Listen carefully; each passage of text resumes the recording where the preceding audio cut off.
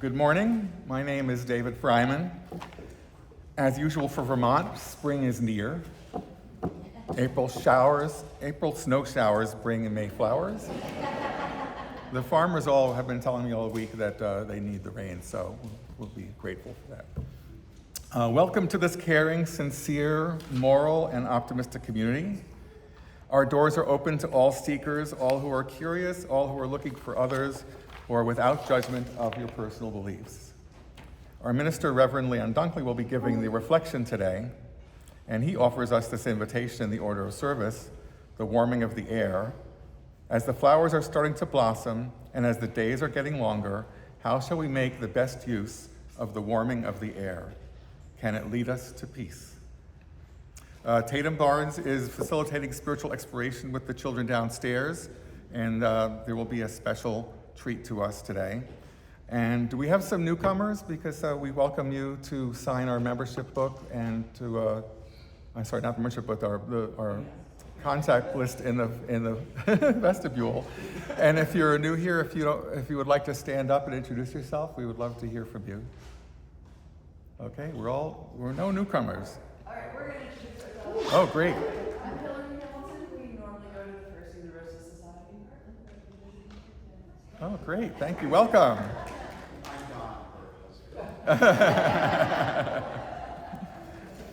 Coffee hour will be held downstairs after the service, and I invite you to visit with one another after the service. Now, we have some announcements. I know that Sherry had something. Hi. Next week we're having a new members meeting, but the topic has changed. We'll have the tour and the history of the church in May, but next week we'll have the committees, what each of them do, some of which you might not know. So that'll be fun. And then we're having a circle dinner on May 2nd.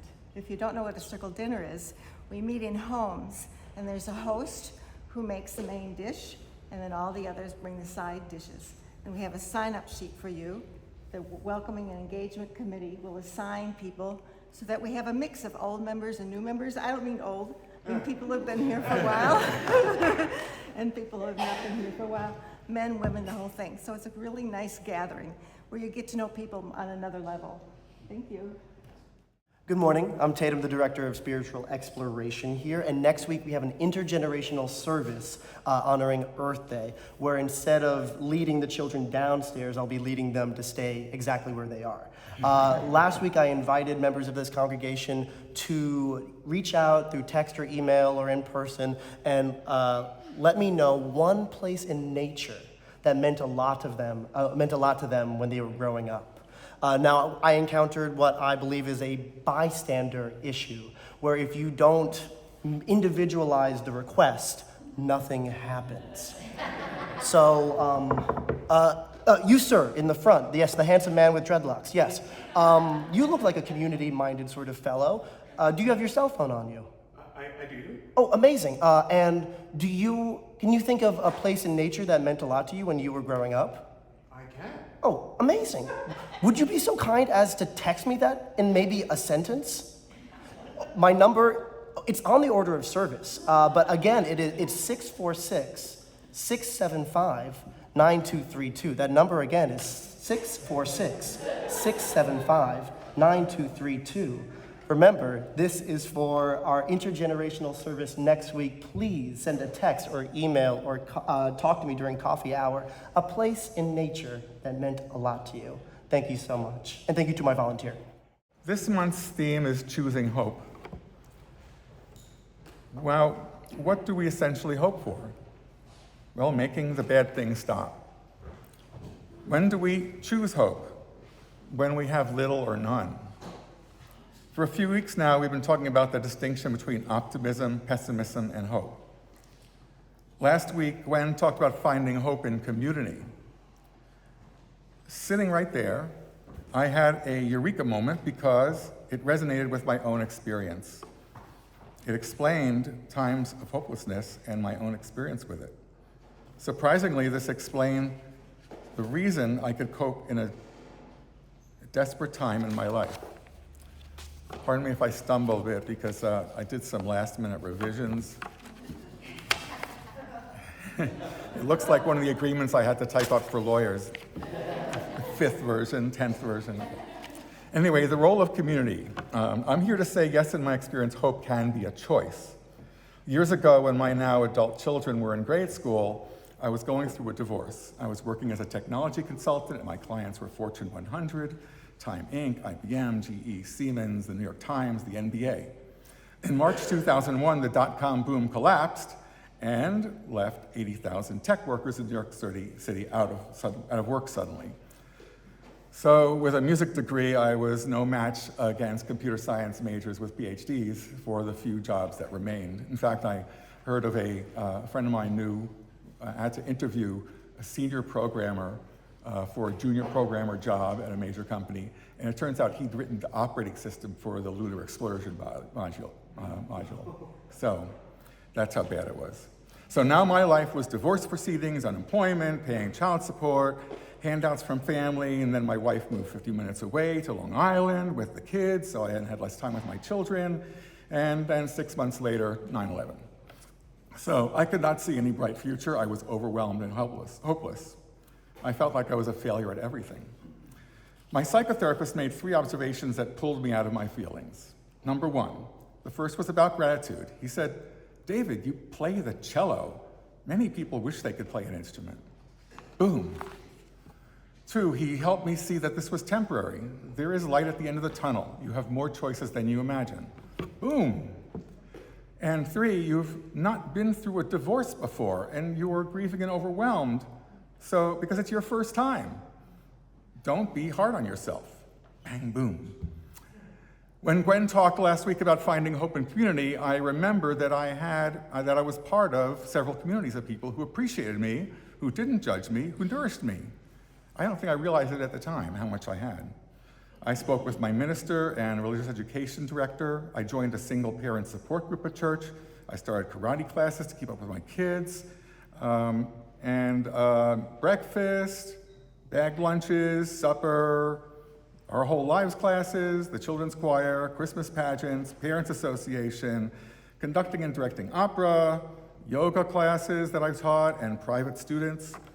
And wow, these gave me the momentum to doom the gloom.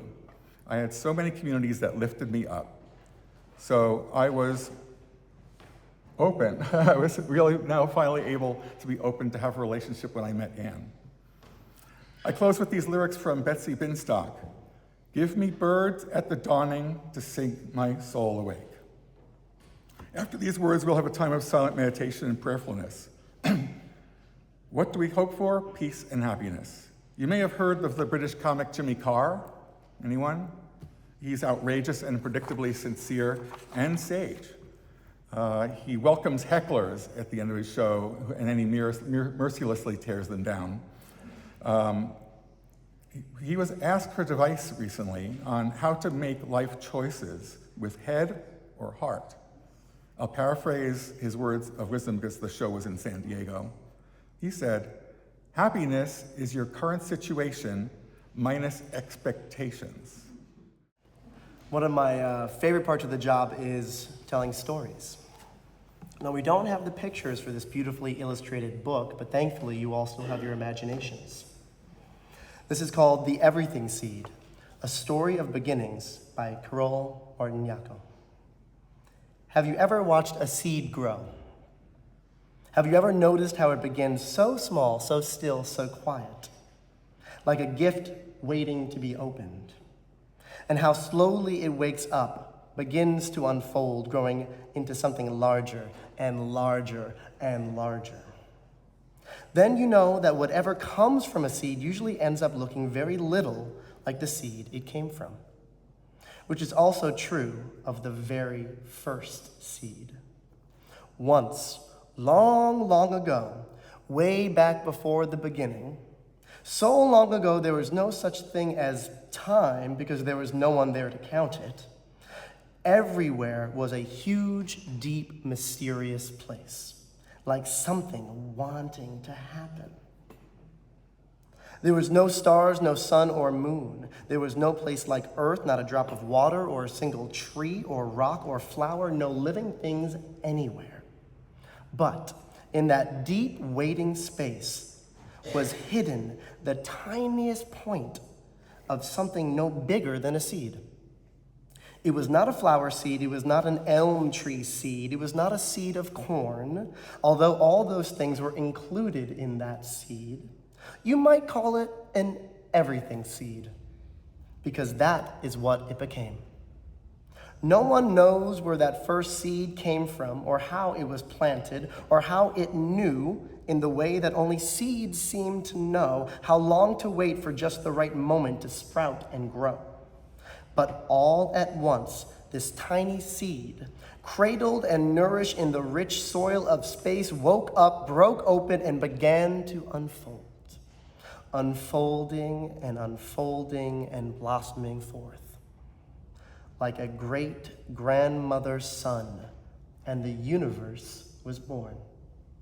Out fluttered the galaxies like a storm of snowflakes, swirling and gathering into the brightest, most blindingly beautiful cloud of stars. And out of those star clouds whirled our very own star, the one we call the sun.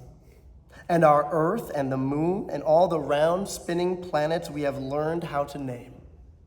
And this is the secret of that tiny seed. You and I were there in the beginning. Just as the idea for each leaf on a big oak tree lies hidden inside an acorn. We were there with all the stars and planets, all the rocks and oceans, plants and animals and people. Everything that is now, ever was, or ever will be was inside that first tiny seed. So, whenever you hold a seed in your hand and wonder what it could become, imagine how you and all that is here once came from the tiniest speck of an everything seed before it sprouted and grew long, long ago in the way back beginning of time. Now, if this were an ordinary story, it would end right here. But this story of the universe keeps unfolding. What once began in a blazing blossom of light continues each day. New stars sprout open in the deep soil of space. New plants and animals appear on the earth. Seeds of many kinds are scattered everywhere to help us remember.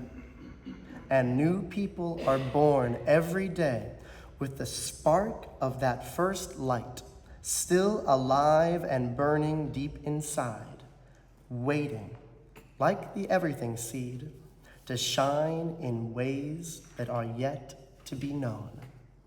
The end.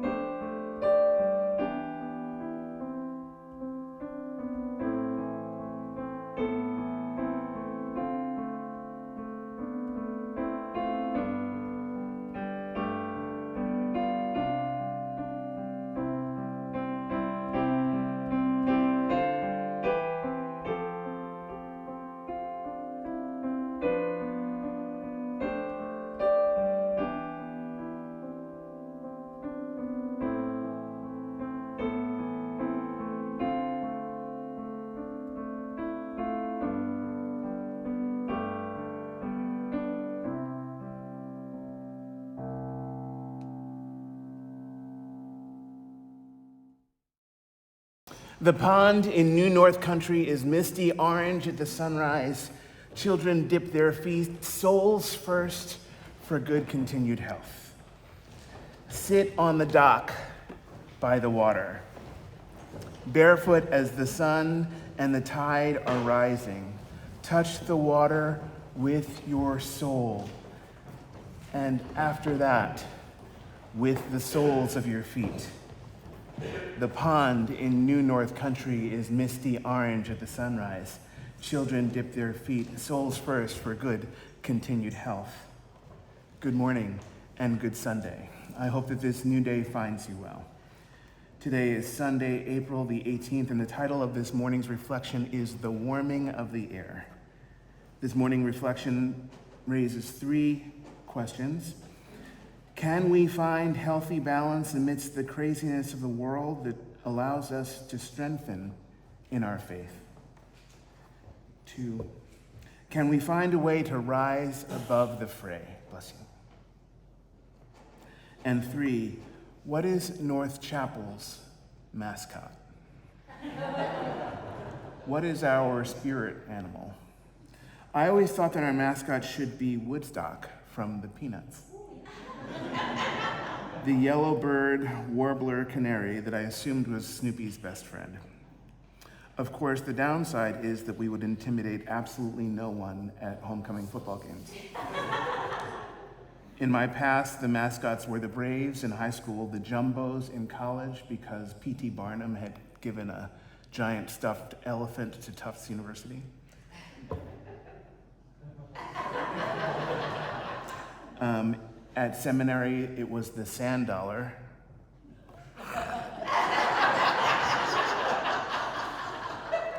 So I lucked out at Pittsburgh because we were the Panthers there. That felt good. So I want to start this morning with the first of these three questions. I want to start with the idea of balance. I have a friend named Barbara and another friend named Phyllis, and they always seem to know so very much about balance.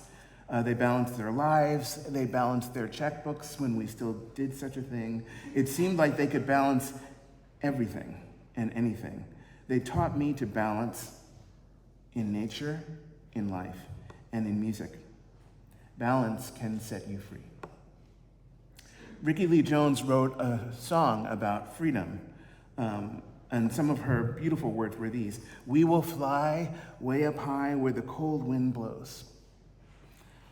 Or in the sun, laughing, having fun with all the people that she knows. And if the situations should keep us separated, we know the world won't fall apart, and you will free the beautiful bird that's caught inside your heart. Can't you hear her? Well, she cries so loud and casts her wild note over water and cloud. And when you grow until you go, I'll be right there by your side. And even then, just whisper the wind and she will carry up your ride. I hear all the people of the world in one bird's lonely cry. And I see them trying every way they know how to make their spirit fly. Can you hear him? He's down on the ground. He has a broken wing and he's looking all around. There are all of these great balances of energies between the cold wind and the warm sun, between the male energy of the first verse and the female energy of the second, between the present caughtness and the coming freedom of the bird inside of our hearts. And with these balances comes the warming of the air. And this is to say that when we find peace and stillness and rest, we may often soon find happiness. This is also to say that without peace and stillness and rest, without the balances of life, happiness may be a little bit harder to find. The balances of life are great, except when they're not so great.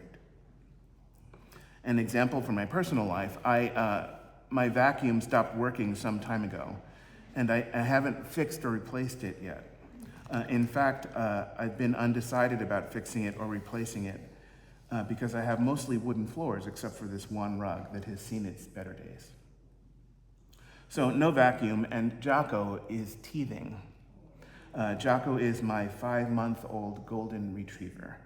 He's a puppy and he needs to chew on things, and I have to keep him away from the furniture, I have to keep him away from my instruments, and I have to keep him away from my shoes. I give him puppy bones and chew toys, but he's indefatigable. He's tireless. So one of the deals we've made with each other is that if he finds an interesting stick outside, and if he refuses to leave it at the doorstep, like he's trained to do, he can bring it inside and continue chewing on it in one of the designated puppy-proof areas in my house. The last thing I want to do is deprive him of his chosen chew toy, which is safe for my furniture and my instruments and my shoes, and make him suffer and search for alternatives, which is unsafe for my furniture, my instruments, and my shoes. I don't want to create the circumstances that lead to bad choices and unwelcomed results. The same goes for me. It's only fair. If I find an interesting stick outside, and if I refuse to leave it on the doorstep, like I'm trained to do, I too can bring it inside and continue chewing on it in designated areas. The last thing that Jocko wants to do is to narrow my choices and force me to suffer. This is how we find balance together. It all works out in the end, usually. Last week, Jocko found an interesting stick outside and refused to leave it at the doorstep and brought it inside. He chewed away to his heart's content, and he left tiny little stick fragments all over the rug that had seen its better days. As an exercise in mindfulness and patience, I chose not to be frustrated. Instead, I decided to clean up after Jocko by picking up each stick fragment by hand. I laid down on my right side, I propped myself up on my elbow, and I cupped my right hand, and I started picking up the little fragments with my left hand, one by one. This would take some time. I did it as a kind of meditation. I put on headphones and I listened to some sacred music from Tibet. I worked on my own for a while, but then Jocko pitched in and helped. He helped by leaning his back up against mine so that we were balanced and supporting each other.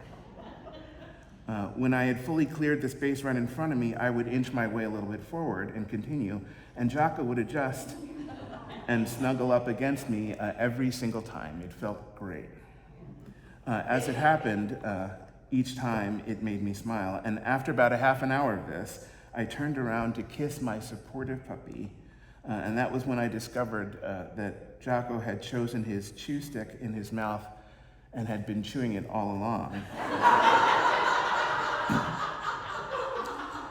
He too was meditating, mindfully replacing the old stick fragments that I had just cleaned up with new and fresher ones.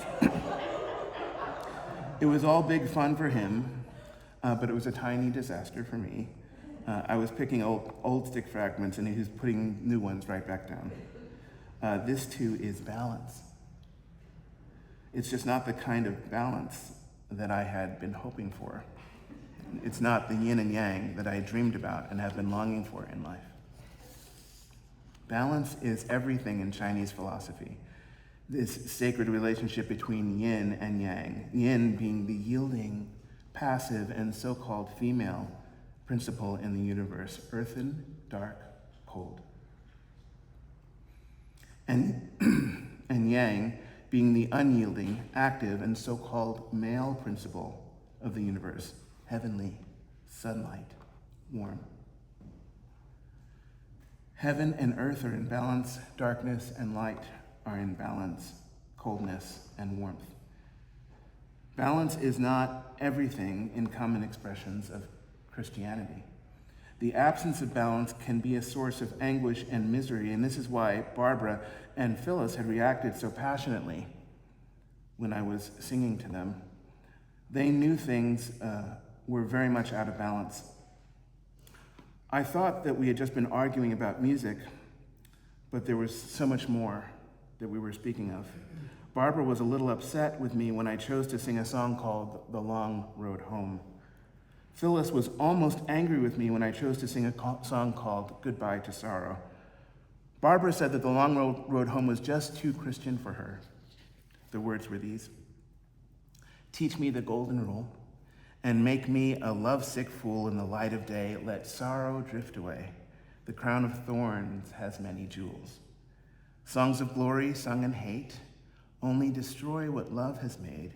And if the kingdom comes, you don't want to be the one who's standing in the way. Sure as the wind blows and sure as the river flows, we will meet again on the long road home." Sheryl Crow wrote this song. Do you find her words upsetting? I understand why Barbara did. I didn't understand it at the time, but I do now. And still, even though she was upset, I still cleave to the idea. I still cling to it, the idea of letting sorrow drift away. Phyllis said that the words to goodbye to sorrow were just too masculine. The words were these: "In the eyes of the Lord, I am redeemed. He has purified my blood and washed me clean.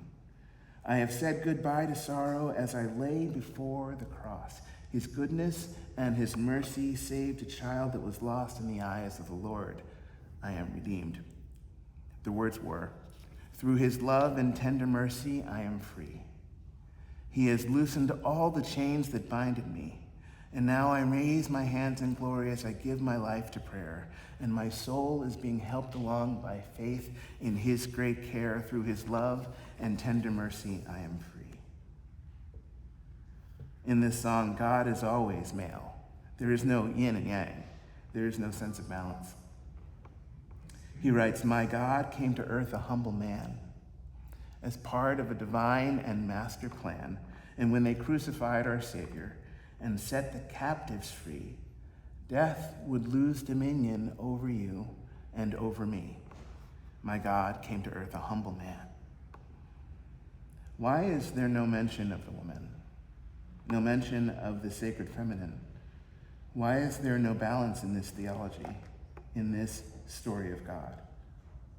Yes, I see why Barbara and Phyllis were upset, and I wonder what they would have thought of Peter Mayer's response to these kinds of things. Is God too masculine and not feminine enough? There are many questions about imbalance. Peter is the one who believes that God is neither male nor female. He is the one who believes that God is a river. Peter wrote, "In the ever-shifting waters of the rivers of this life, I was swimming and seeking comfort. I was wrestling waves to find a boulder that I could cling to, a stone that could hold me fast, where I might let the fretful water of this river around me pass. And so I found an anchor, a blessed resting place, a trusty rock that I called my Savior, for there I would be safe from the river and its dangers, and proclaim my rock divine. And I prayed to it, protect me, and the rock replied, God is a river, not just a stone. God is a wild and raging rapids, a slow and meandering flow. God is a deep and narrow passage, a peaceful sandy shoal. God is a river swimmer, so let go." Maybe God is beyond the oppositions that are commonplace in life, beyond the habit and the practice and the culture and the almost law of the language that centers masculinity. Maybe God is beyond even what Peter is suggesting. The story for all ages that we heard this morning was called The Everything Seed by Carol Martin-Yako. I got a chance to meet her. She lives in Minnesota. She writes, "Have you ever watched a seed grow? Have you ever noticed how it begins so small, so still, so quiet, like a gift wanting to be opened, and how it slowly wakes up and begins to unfold, growing into something larger? Once, long ago, way back before the beginning, there was no such thing as time. There were no stars, no sun, no moon. There was no place like earth, not a drop of water or a single tree or rock or flower, no living beings anywhere. Space was hidden in the tiniest point of something no bigger than a seed. It was not a flower seed. It was not an elm tree seed. It was not a seed of corn, although all of these things were included in this seed. You might call it the everything seed, because that's what it became." So if Peter is right, according to us, and God is a river, like he says it is, and if Carol is right, according to us, and the river is the everything seed, what does that tell us about the nature of God? All of this is so confusing, and in light of the day's events, it's hard to gain perspective. The events of our day are so confusing and so confounding. I want to make an appeal to something holy. When Peter said that God is a river, he was trying to free us from an illusion. That's what artists do.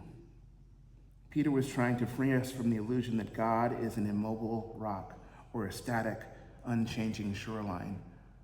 God can be these things, but God is not only these things. Rocks and rivers and shoreline and God are more complex than this. We don't have to figure everything out. We just need to make space for the mystery. When Barbara said that God was too Christian, and when Phyllis said that God was too male, they were trying to free us from some illusions. Every time we try to clamp down on what we think God is, the holy slips right through our fingers. God is bigger than the language that we can speak, so we simplify. But we narrow things down too much. We oversimplify.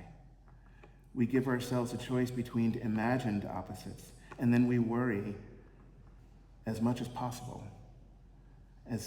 about the choices that we make. But we really shouldn't worry. We should find a way to rise above the fray. We don't have to worry so much. I heard this great story that makes this point. It's about worrying. According to the story, there are only two things in life that you've got to worry about: whether you're healthy or whether you're sick. And if you're healthy, you've got nothing to worry about. But if you're sick, there are two things you got to worry about: whether you're going to get better or whether you're going to get worse. If you're going to get better, you got nothing to worry about. But if you're going to get worse, there are two things you got to worry about: whether you're going to live or whether you're going to die. If you're going to live, you got nothing to worry about. But if you're going to die, you've got two things to worry about: whether you're going to heaven or whether you're going to hell. And if you're going to heaven, you got nothing to worry about. But if you're going to hell,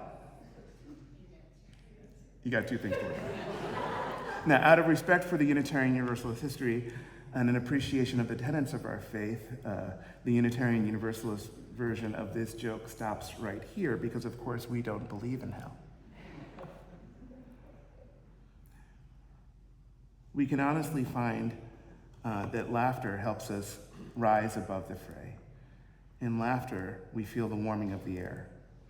As real spring approaches, despite the snows of April, and as flowers are beginning to blossom, and as the days are getting longer, as we reach out for summer with both arms, it's not always easy to appreciate the warming of the air, especially when it comes and goes, especially when, for unknown reasons, we are not at peace in our nation, especially when popes and presidents are embittered towards one another, especially when pocket costs of living and spirit costs of dying are on the rise.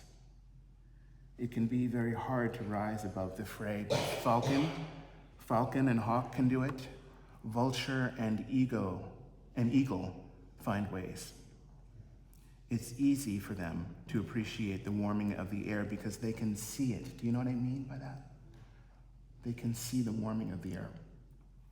Have you ever seen raptors as they circle round and round in the sky on windless days when the sun is out and when the air is relatively still? The earth heats up unevenly. It's different in different places, and when the conditions are right, warm air rises from the earth in invisible, narrow columns. Invisible to our eyes, at any rate, but the raptors can see them. So falcon and hawk and vulture and eagle, they can see the risings of the warming of the air, and they can fly into it boldly, and they circle round and round in these columns as if they were little mid-air escalators. That's that gesture that Jim was using. That's why they circle. They circle round to rise above the fray. Faith can do this too. God can do this, and river can do this, and love can do this too. There are many ways to rise above the fray. 21 years ago now, in May of 2005, 3 days before my 40th birthday, I wrote a poem about these aerial escalators. I wrote about raptors, the wide-winged birds that ride them. I wrote a poem about at dawn on the morning that my second dog died. Samori was my first dog. She lived beyond my second, and Jocko is my third dog. When I wrote down Jocko is my dog, I wrote down Jocko is my God by accident, just, you know. Which isn't true, by the way. Jocko would be like, what are you talking about? I was living in North Carolina at that point on a 240-acre farm. Loppy died in May just before I left for seminary. She was beautiful. Loppy was a goofball, happy, smiling, and spiritual. In fact, on the morning that she died, there were turkey vultures perched on 7 consecutive wooden fence posts around my pond. The turkey vulture is my spirit animal, my personal mascot. I don't know how that works, by the way. Turkey vultures are not the most beautiful of birds. They eat carrion, which is gross. And that's not in keeping with my profile. What can I say? One's spirit animal does the choosing, not us. It's not up to us. If you could choose, though, what spirit guide would be your spirit animal? What would be your personal mascot? Anyway, turkey vultures inspired this poem. Is it okay if I share it with you? The poem is called The Warming of the Air. The pond in New North Country is misty orange at the sunrise, and children dip their feet soles first for good continued health. They sat today for hours until the night air grew much warmer, and a flight of geese returned with their great sonic sense of wealth, flying in a V formation and squawking richly like geese. The geese returned, but the raptors are gone now. They come and go in shifts. The geese are cool and everything, but the raptors know the warming of the air.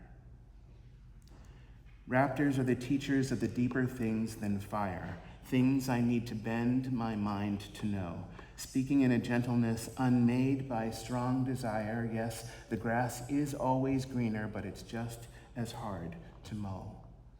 They rise above the things that matter not at all, and I see you up there, beloved, holding up the sky.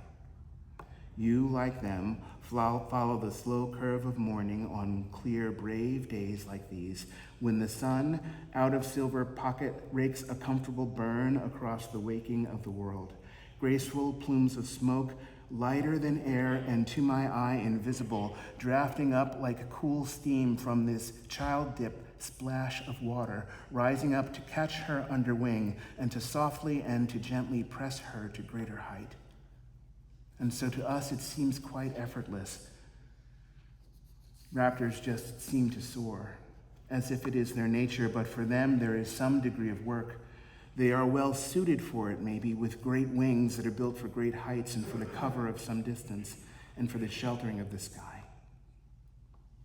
Now, I've heard that ancient stories from that station high above have long brought comfort to the Pueblo and the Greek and the Egyptian, who craned their necks over horizons before losing lines of sight. Now, I don't know about all that, but craning ours, I know that I will miss the steady counsel and the shelter and the comfort of her light. Raptors just seem to soar, but for them there is some degree of work, well-suited and keen-eyed, with vision 8 times sharper than our own, they say. What is it to be able to see the very risings of the warming of the air? Air that winds like Kansas, upside down tornadoes to the sky. And to place yourself accordingly for the bird's eye view, an excellence of real estate just floating where few dare, singing location, location, like somewhere over the rainbow.